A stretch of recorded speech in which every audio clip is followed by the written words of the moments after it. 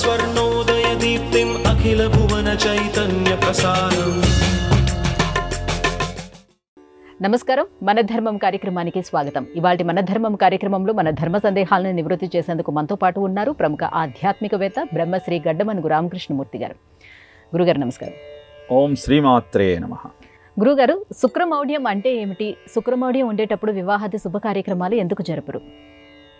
ప్రాణేన ఇతి కళాభ్రూ భ్రమయతి అంటాడు ఆర్యభట్. అంటే ఈ భూమి పరిభ్రమించేటువంటి విధానాన్ని తెలియజేస్తున్నాడు. ప్రాణేన అంటే యూనిట్ ఆఫ్ టైం.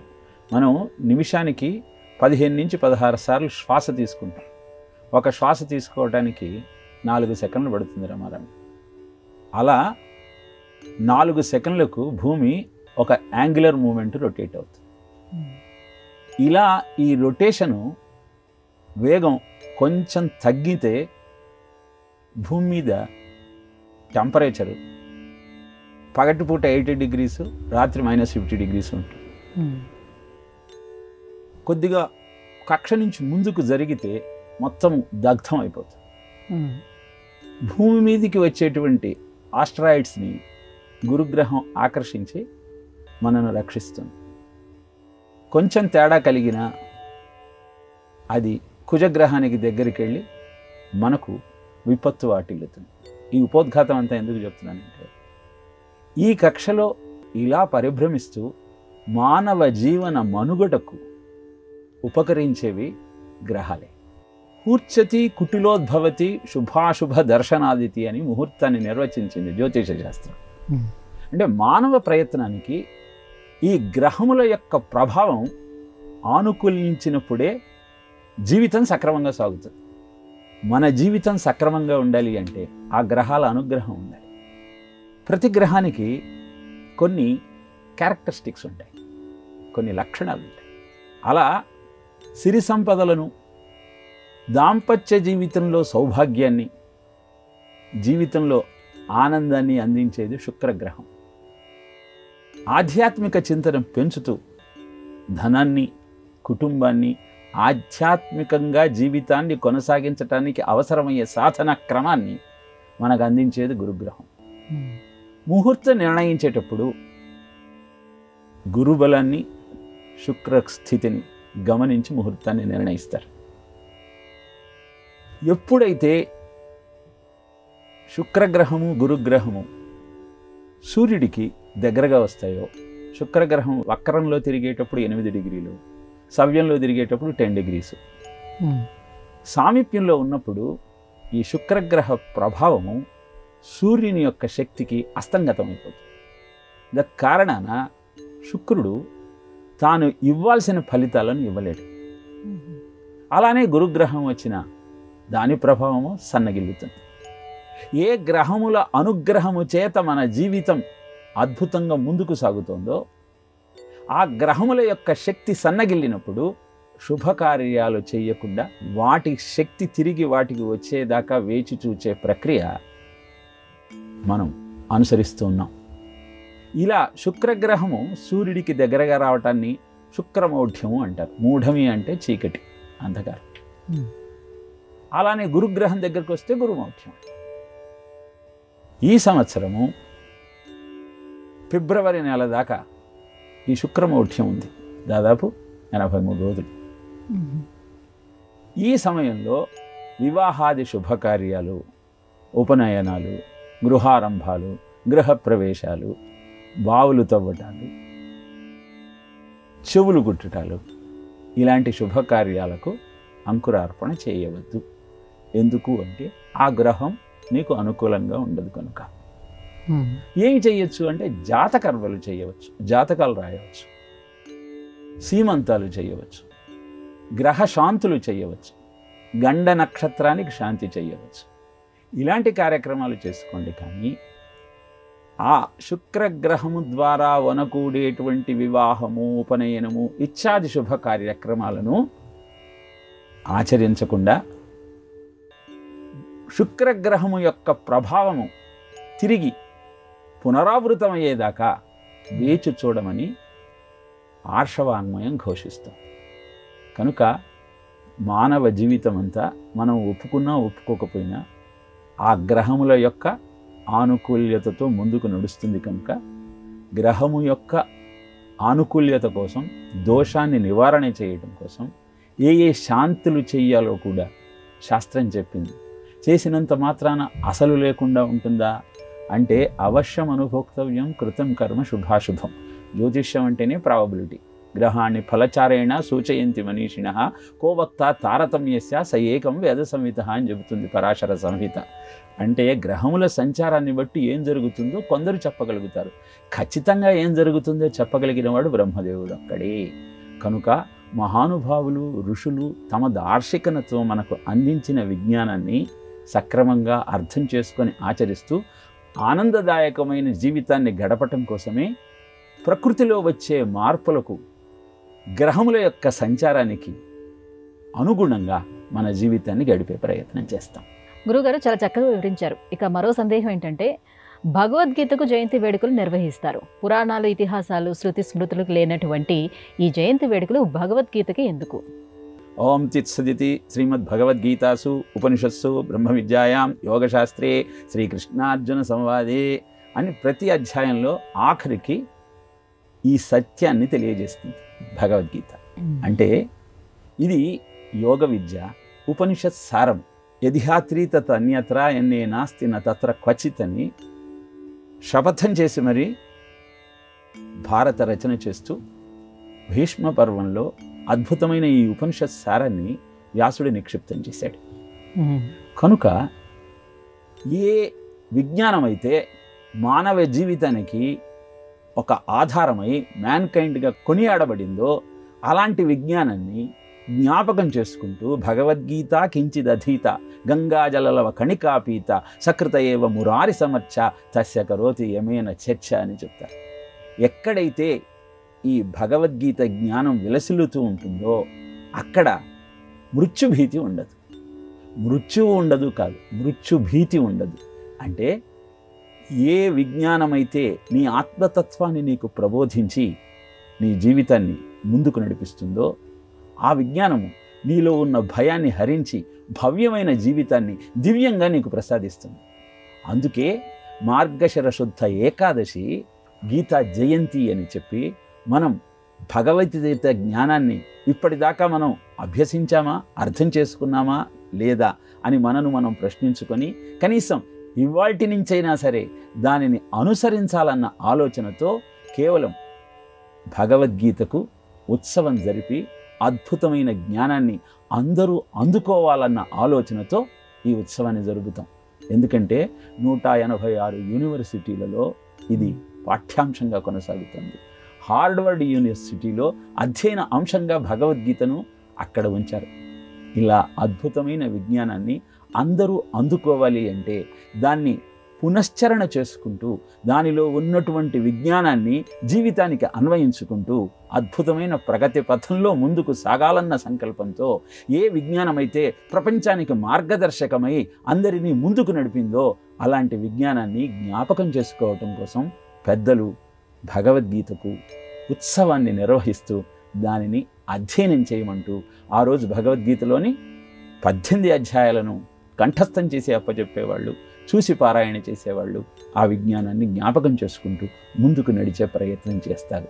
ఎత్ర గీతా విచారశ్చ పఠనం పాఠనం స్మృతం తత్రాహం నిశ్చితం బ్రూహి నివసామి సదైవహి అంటూ కృష్ణుడే ఎక్కడైతే భగవద్గీత పారాయణ జరుగుతుంటుందో, భగవద్గీత చర్చ జరుగుతుంటుందో, భగవద్గీత పారాయణ జరుగుతుంటుందో అక్కడ నిశ్చయంగా నేనుంటాను అని జగత్తుకు గురువుగా మార్గదర్శకం చేసిన ఆ శ్రీకృష్ణుడు మనకు తెలియజేశాడు. కనుక భగవద్గీత పారాయణ చేస్తూ దాని గురించి చర్చించుకుంటూ ఆ కృష్ణ పరమాత్మ యొక్క అవతారాన్ని మన ముందు ఆవాహన చేసుకుంటూ ఆయన చూపిన ధర్మ మార్గంలో ముందుకు నడవటం కోసం భగవద్గీతను ఆవిర్భవించినటువంటి పర్వదినాన్ని ఉత్సవంగా జరుపుకొని ఆ విజ్ఞానాన్ని అందుకోవాలని అందరూ ఉవ్విళ్ళూరుతూ ఉంటారు. కనుక ఒక శ్లోకం ఒకరోజు తీరుస్తుంది మీ శోకం ప్రతిరోజు. భగవద్గీత నేర్చుకోండి, భవ్య జీవితానికి పునాదులు నిర్మించుకోండి. అదే ఒక వ్యవస్థకో, ఒక వ్యక్తికో, ఒక సిద్ధాంతానికో ఉత్సవాన్ని జరిపేటువంటి క్రమాన్ని ఒక అద్భుతమైనటువంటి ఉద్గ్రంథానికి మనం ఆచరిస్తూ ఆ విజ్ఞానాన్ని అందరూ నేర్చుకోవాలన్న తపనతో ఆచరించే అద్భుతమైన సాంప్రదాయం. గురుగారు, కన్యాకుమారిలో ఉదయించే సూర్యబింబాన్ని చూసేందుకు అందరూ పరుగులు తీస్తారు. దానికి కారణం ఏమిటి? కన్యాకుమారిలో 3 సముద్రాల సంగమం ఉంటుంది. హిందూ మహాసముద్రం, బంగాళాఖాతం, అరేబియన్ సముద్రం. ఒక్క సముద్రపు యొక్క ఘోష విన్నంత మాత్రాన అపశబ్దాలు విన్నటువంటి దోషాలన్నీ పోతాయి. ఆ సాగర సంగమాన్ని చూసినప్పుడు దుస్వప్నాలు కలిగేటువంటి బాధ పోతుంది. ఆ త్రిసాగర సంగమంలో స్నానం చేస్తే అద్భుతమైన శక్తి మనకు లభిస్తుంది. అక్కడ సూర్యోదయం జరగటం, సూర్యాస్తమయాన్ని చూడటం అనేది ఒక అద్భుతమైన దృశ్యం. ఇది కేవలం ప్రకృతిలో ఉన్న సౌందర్యాన్ని ఆస్వాదించటమే కాదు, అక్కడ ఉన్నటువంటి శిలల మీద కన్యాకుమారి అంటే పార్వతీదేవి తపస్సు చేసింది శివుడి గురించి. అలా తపస్సు చేసిన ఆ తల్లి అక్కడ వెలసింది.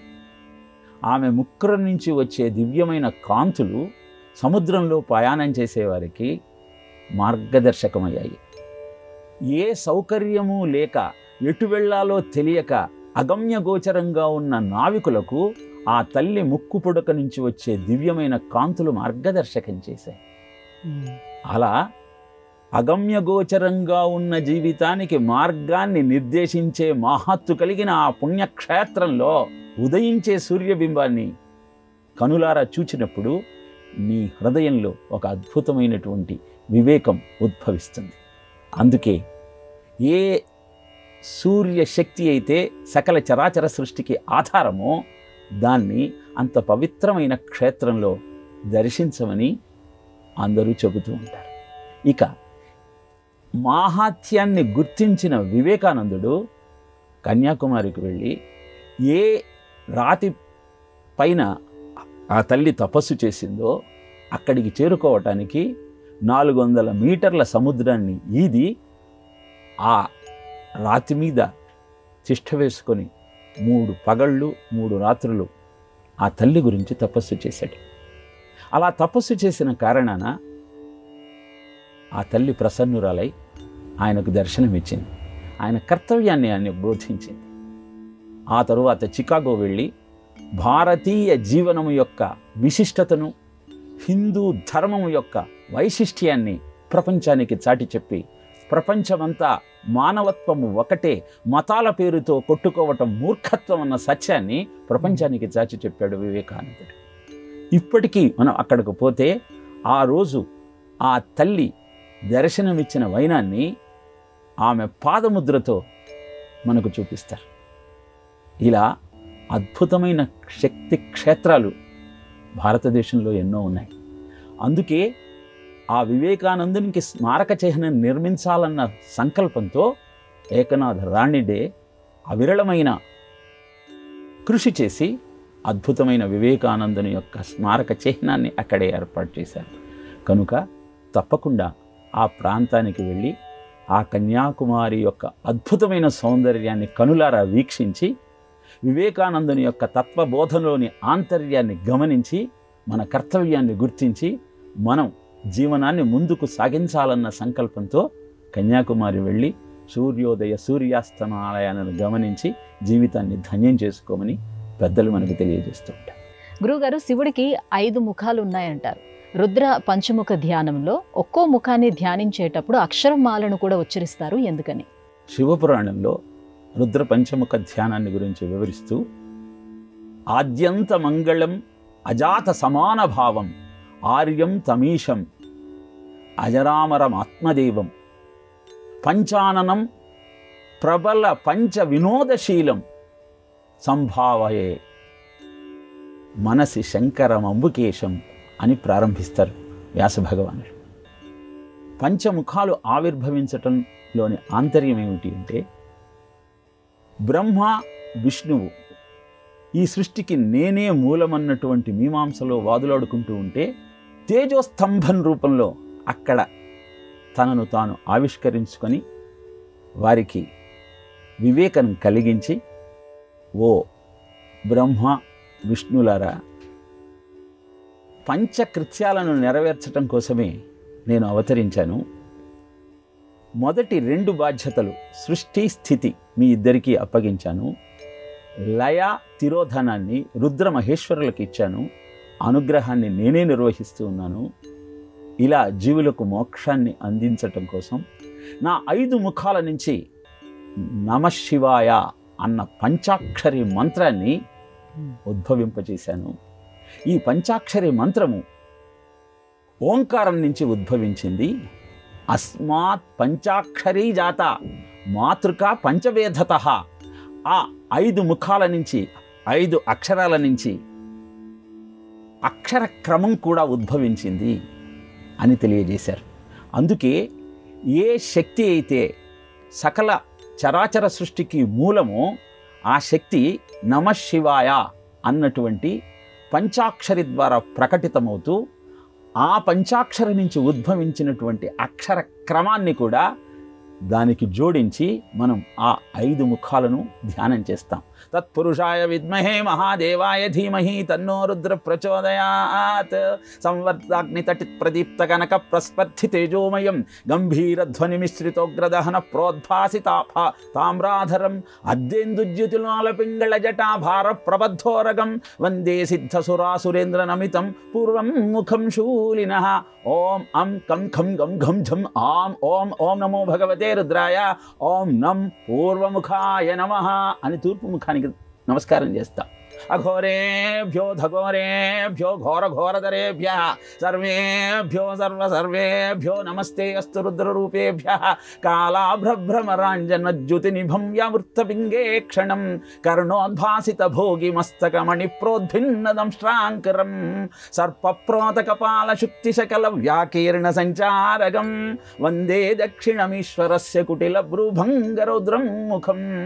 ఓం ఇం చం ఛం జం ఝం ఇం ఈం ఓం ఓం నమో భగవతే రుద్రాయ ఓం మం దక్షిణముఖాయ నమః అంటూ దక్షిణముఖానికి నమస్కారం చేస్తాం. సజ్జో జాతం ప్రపద్యామి సజ్జో జాతాయ వై నమో నమః. భవే భవేనాది భవే భవేస్త్వమాం భవోద్భవాయ నమః. ప్రాళేయాచల చంద్రకుంద ధవళం గోక్షీరపేన ప్రభం భస్మాభ్యక్తమనంగదేహదహన జ్వాలావళిలోచనం బ్రహ్మేంద్రాదిమరుద్గణైస్తుతిపరైరభ్యర్జితం యోగిభిః వందేహం సకలం కళంకరహితం స్థాణోర్ముఖం పశ్చిమం. ఓం ఉం టం ఠం డం ఢం నం ఊం ఓం ఓం నమో భగవతే రుద్రాయ ఓం శిం పశ్చిమముఖాయ నమః అంటూ పశ్చిమ ముఖానికి నమస్కారం చేస్తాం. ఈ విధంగా 5 ముఖాలను ధ్యానిస్తూ ఆ అక్షరక్రమం ఏదైతే ఆ పంచాక్షరి నుంచి ఉద్భవించిందో దానిని తలుచుకుంటూ మనము మూల శక్తిని ఆవాహన చేయటమే రుద్ర పంచముఖ ధ్యానం. ఏ మూల శక్తి అయితే ప్రపంచానికి ఆధారమో దాన్ని ఆవాహన చేసేటువంటి ప్రక్రియే రుద్ర పంచముఖ ధ్యానంతో ప్రారంభమయ్యేటువంటి నమక చమకాలతో కూడిన మహాన్యాసపూర్వక ఏకాదశ రుద్రాభిషేకం. గురుగారు, అగ్నులు అనేక విధాలు, అందులో నాచికేతాగ్ని అంటే ఏమిటి? వాజశ్రవను కుమారుడు నచికేతుడు. వాజశ్రవసుడు విశ్వజిత్ యాగాన్ని చేస్తూ ఆ యజ్ఞంలో సర్వస్వము దానం చేయాల్సిన నియమం ఉన్న కారణాన తన దగ్గర ఉన్న గోవులను దానం చేయడం ప్రారంభిస్తాడు. ఒట్టిపోయిన గోవులను దానం చేస్తూ మంచి గోవులను అట్టే పెట్టుకుంటున్న వాజశ్రవుని యొక్క వైనాన్ని గమనించిన వాజశ్రవుని పుత్రుడైన నచికేతుడు తండ్రి దగ్గరికి వెళ్ళి ఎలా అయినా సరే తండ్రికి ఆ విషయాన్ని తెలియజేయాలన్న సంకల్పంతో, నాన్నగారు, సర్వస్వాన్ని దానం చేయటం విశ్వజిత్ యాగం యొక్క లక్షణం కదా, నన్నెవరికి దానం చేస్తున్నారు అని ప్రశ్నిస్తాడు. అప్పుడు 1 2 సార్లు అడగటం సామాన్యంగా గమనించిన వాజశ్రవునికి పదే కొడుకు విసికించటంతో కోపం వచ్చి నిన్ను యముడికి దానం చేస్తున్నాను అంటూ గట్టిగా చెప్తాడు. తండ్రి ఆజ్ఞను పరిపాలించాలన్న ఆలోచనతో నచికేతుడు యమసదనానికి చేరుకొని అక్కడ యముడు లేని కారణాన 3 రోజులు నిరాహారంగా యముడి గురించి వేచి చూస్తాడు. తిరిగి వచ్చిన యముడు తన ఇంట ఒక బ్రాహ్మణ బాలుడు నిరాహారంగా 3 రోజులు ఉండటాన్ని చూసి క్షమించమని వేడుకొని 3 వరాలను దాని బదులు నీకు అందిస్తాను అని ఆయనకు 3 వరాలను అనుగ్రహిస్తాడు. మొదటి వరంగా తిరిగి నేను వెళ్ళిన తర్వాత నా తండ్రి నన్ను ఆదరించాలి అని నచికేతుడు కోరుకొని, రెండవ వరంగా స్వర్గానికి చేరుకోవటానికి ఎక్కడైతే జరామరణ భయము, ఆకలి దప్పులు ఉండవు, ఎక్కడైతే మృత్యు భయం ఉండదో అక్కడికి వెళ్ళటానికి ఎలాంటి అగ్ని మనం ఆశ్రయించాలి, ఎలాంటి యజ్ఞాన్ని చెయ్యాలి అని నచికేతుడు యమధర్మరాజును అడుగుతాడు. రెండవ వరంగా ఆ విజ్ఞానాన్ని ప్రసాదించమంటూ అభ్యర్థిస్తాడు. అప్పుడు యముడు ఆ యజ్ఞ విధానాన్ని తెలియజేస్తాడు. అద్భుతమైన యజ్ఞ ప్రక్రియ అంతా నచికేతుడికి వివరించి ఏం చెప్పానో తిరిగి చెప్పమంటాడు. అక్షరం పొల్లుపోకుండా సచాపి తత్ ప్రతివదాత్ యథోక్తం అథాస్య మృత్యోహో పునరేవాహ తుష్టః. అలా తాను చెప్పిన విజ్ఞానాన్నంతా తిరిగి నచికేతుడు తానుకు అప్పచెప్పటంతో చాలా సంతోషించినటువంటి యమధర్మరాజు, ఈ యజ్ఞానికి నీ పేరే పెడతానయ్యా, తవైవ నామ్నా భవితాయం అగ్ని. ఈ అగ్ని ఏ విద్యనైతే నీకు చెప్పానో దాన్ని ఇహ నుంచి నచికేతాగ్ని అంటారు అని చిరస్థాయిగా నచికేతుని పేరు చరిత్రలో నిలిచిపోయే విధంగా ఆ అద్భుతమైన స్వర్గానికి చేరుకోవటానికి అవసరమైన అగ్ని చయన కార్యక్రమానికి నచికేతాగ్ని అని నామకరణం చేస్తాడు. ఇప్పటికి కూడా యజ్ఞయాగాది క్రతువులలో నచికేతాగ్నిని ఆశ్రయించటం మనం చూస్తూనే ఉన్నాం. అదే నచికేతాగ్ని ప్రపంచానికి నచికేతుడు అందించిన అద్భుతమైన వరం. ఏ అగ్ని కార్యం చేయటం వల్ల ముసలితనము, మృత్యువు, ఆకలి, దప్పులు, భయము లేనటువంటి అద్భుతమైన స్థితికి చేరుకుంటామో ఆ విద్యను మనకు ప్రసాదించిన వాడు నచికేతుడు. అతని పేరు మీద ఉన్న అగ్ని చయనమే నచికేతాగ్నిగా చెప్పబడి. గురుగారు, న్యాయ సంవిధానంలో అంకోల బీజ న్యాయం అంటే ఏమిటి? అంకోల వృక్షం అంటే ఊడుగ చెట్టు. ఈ ఊడుగ చెట్టు ప్రకృతిలో ఒక విచిత్రమైనటువంటి వ్యవహారాన్ని చేస్తుంది. ఆ ఊడుగ చెట్టుకున్నటువంటి ఆ కాయలన్నీ కింద పడతాయి, చెట్టుకు దూరంగా ఉంటాయి. కానీ ఎప్పుడైతే ఆకాశంలో ఉరుములు మెరుపులు కనపడతాయో అప్పుడు అవన్నీ చెట్టు మొదటికి వచ్చేస్తాయి. అవన్నీ వరుసగా ఒకదాని వెంట ఒకటి అలా నడవటం ప్రత్యక్షంగా చూసిన వారు ఆశ్చర్యపోతారు. అంకోలం నిజ బీజ సంతతి రయస్కాంతో ఫలం సూచిక సాధ్వీ నైజ విభం లతాక్షితురుహం సింధుస్సరిద్వల్లభం అంటూ ఈ అంకోల బీజం యొక్క ప్రవృత్తిని ఆదిశంకర భగవత్పాదులు శివానంద లహరిలో వర్ణిస్తూ, మనం సామాన్యమైన సమయాలలో జీవితమంతా సక్రమంగా నడుస్తున్న సమయంలో భగవంతుడి గురించి ఆలోచించాం. ఎప్పుడైతే విపత్తు ఎదురవుతుందో అప్పుడు పరిగెత్తుకుంటూ దేవాలయానికి వెళ్తాం. పరీక్షల సమయంలో దేవాలయాలన్నీ విద్యార్థుల యొక్క సమూహంతో కెక్కిసిరాలటం మనం గమనిస్తూ ఉంటాం. ఆర్తో జిజ్ఞాసురర్థార్థి జ్ఞానీచ భరతర్షభ అని ఇలా ఆర్తి కలిగినప్పుడు భగవంతుడిని ఆశ్రయించటం తప్పేమీ కాదు, అది ఒక భక్తి. అలాంటి అంకోల బీజ న్యాయము అంటే ఆపద కలిగినప్పుడు భగవంతుణ్ణి ఆశ్రయించటం, అవసరమైనప్పుడు తల్లిదండ్రులను ఆశ్రయించటం, ఇవన్నీ కూడా అంకోల బీజ న్యాయంగా న్యాయశాస్త్రం తెలియజేసింది. గురుగారు, ఇవాళ మన ధర్మం కార్యక్రమంలో మాకు వచ్చినటువంటి ఈ ధర్మ సందేహాలన్నీ కూడా నివృత్తి చేసినందుకు ధన్యవాదాలండి. ఓం తత్సత్. ఇది ఇవాళ మన ధర్మం కార్యక్రమం. రేపు మన ధర్మం కార్యక్రమంలో మళ్ళీ కలుసుకుందాం. నమస్కారం. ఈ కార్యక్రమాన్ని తిరిగి చూడాలనుకుంటే www.youtube.com/ETV Life Spiritual లో చూడవచ్చు.